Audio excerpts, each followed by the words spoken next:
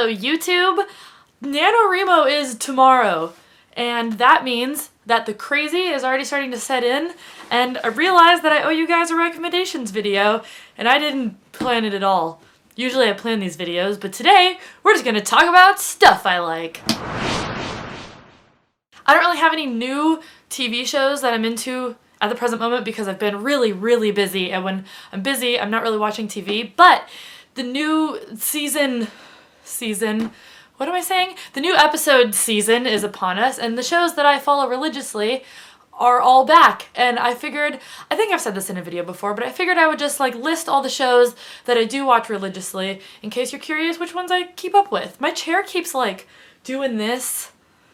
Like, it's really annoying. How I Met Your Mother is one of my favorite shows. Parks and Rec I absolutely love. Modern Family I just started watching last year and it's fantastic and I'm so excited that it's back. New Girl is a show that I like. I'm actually still not done with the first season, but I'm excited to be able to catch up with that show and then get new episodes for this season. The Big Bang Theory I'm always sort of hot and cold on, but I do like it. I think it's a fun show, so I'm excited to watch the new episodes of that. The Walking Dead just started again, and I haven't seen any of the new episodes, but I am super stoked because The Walking Dead is one of my favorite shows, and even though Community actually hasn't come back yet, I feel like it deserves a shout out because it's like by the way my favorite of all of these shows that I've listed, and turns out October 19th is falling on February 7th this year, so we'll see you next year, Community. Games! So my current game obsession is Last Night on Earth. Funny story, we posted our gameplay footage of Last Night on Earth over on TeamHypercube literally the same day that Will Wheaton's Tabletop posted Last Night on Earth, and we had no idea. It was like the stupidest coincidence and we were really annoyed, but people still watched ours and people still liked it. It's this really fun zombie role-playing game where one player plays the zombies and everyone else plays the heroes, and you have this like giant fight in the middle of town. It's really fun. If you want to see actual footage of this game, because I'm much better at playing it than explaining it, we do have episodes over on TeamHypercube, and we're all wearing fun Halloween costumes for it, so you should check that out. The next game that I'm into right now is Assassin's Creed 3. Fun fact, didn't know what the Assassin's Creed games were about at all. I kind of lump all of those games together. Like, I'm not really into Halo or like Call of Duty or any of that stuff. I'm not really into first-person shooters. I didn't know that Assassin's Creed wasn't a first-person shooter, really. It's more of a historical sci-fi action drama jumping game. We went to the midnight release 2 nights ago and got the game and played well into the night. I think I went to bed at like 5 a.m. the night that Assassin's Creed 3 came out. And it's super fun. I had no idea that this game was so cool. You're like running around the Revolutionary War and like jumping in like theaters and killing redcoats. It's fun. It's really fun. So if you don't have anyone to play Assassin's Creed 3 with, you should also check out the gameplay footage that we have on TeamHypercube. So I always just pimp our games, but we're into these games and I can show you how fun they are. So you can go check that out there if you want. I don't think I've actually done a music section on this video. Maybe I have. I don't know. Anyway, Muse is one of my favorite bands. If you've been watching my channel for a while, you'll know that I used to have this giant The Resistance poster that was in the back of my bedroom. It doesn't really fit in this bedroom, so it's just in my closet. But I love Muse. I've been a big fan of Muse for a long time, and I know this sounds really stereotypical of me because a lot of people use Muse as their writing music, but I like to use Muse as my writing music. I've been using it as inspiration for NaNoWriMo since like my first year, 7 years ago, and they have a new album that just came out called The Second Law, and it's super good. It's really different. It has some like dubstep elements, which is kind of annoying when most bands do it, but Muse is able to just take dubstep and make it Muse. And a lot of the songs sound really different than stuff off their other albums, but it's still very quintessentially Matt Bellamy, which I like. So I'm really excited. I haven't listened to it too much actually. I've been sort of saving it for NaNoWriMo. But if you're a big fan of Muse at all, or even if you've never checked them out, Muse is kind of a flawless band, I think. So I'm very pumped about this.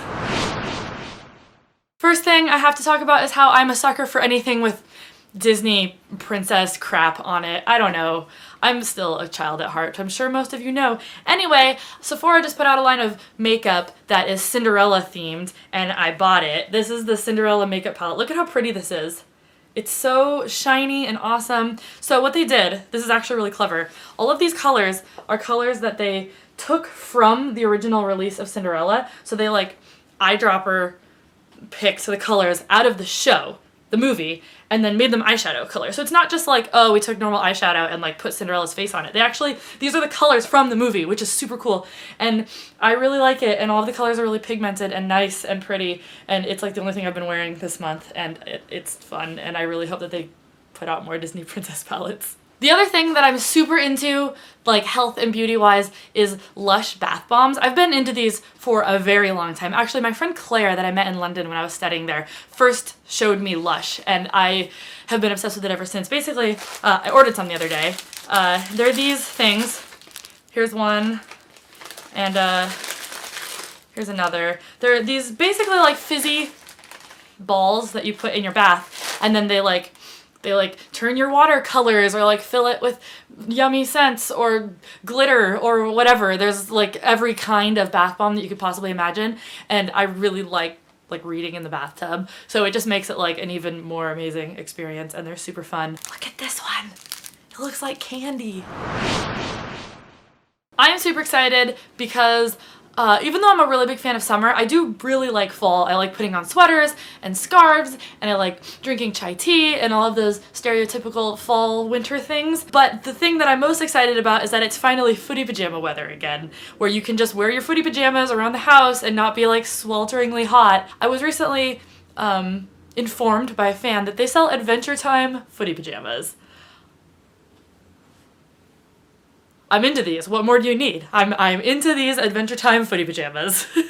On the topic of summer being over, it's kind of depressing, but recently I was approached by this company called Verde Styles, and they make these amazing sunglasses that are made out of bamboo. So they sent me one, and it comes in this awesome like bamboo case, and then the sunglasses are super cool. Look at this. So the whole thing is made out of bamboo, and they're super cool, and I got the green ones because green is awesome. Luckily though, we've been having like really weird weather in Seattle where like today it's rainy and stormy and horrible, but tomorrow it's probably going to be sunny and in the like upper 60s, so I can hopefully still get some use out of these. Otherwise I'm going to Mexico in February and I'll get tons of use out of them there. If you are interested in your own bamboo sunglasses, you can actually go to their site, which I'll put a link to below, and you can use the coupon code Unicorn Warrior and you can get 15% off your own pair.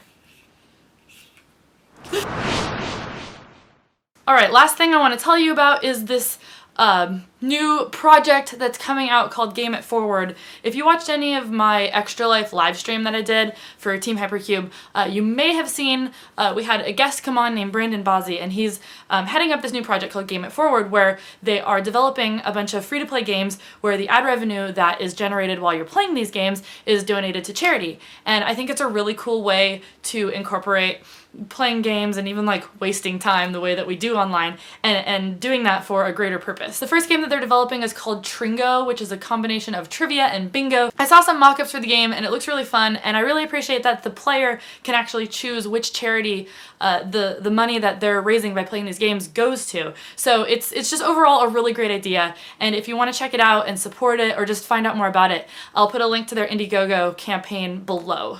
This has been my most disjointed recommendations video, but I gotta get it done before NaNoWriMo because there will be no time for anything else starting tomorrow. Oh my god, I'm not ready. If you're writing a novel this month, good luck. If you're not writing a novel this month, then, you know, have a good month too. If you didn't know already, I've been talking about this on Twitter, but I haven't really mentioned it here. I do have a little show that I'm doing with Girl.com called See Girl Try, where I go and I try all sorts of cool, crazy things that I've never done before. The episodes are pretty fun, and there's a few of them out already. I will link to Girl.com where you can go check that out because I want to share it with you guys. I'm just so unprepared for NaNoWriMo. I'm turning the camera off right now, and I'm gonna go cry. Okay, goodbye. Thanks for watching. I'll see you later. Bye. It's like I forgot how to make videos.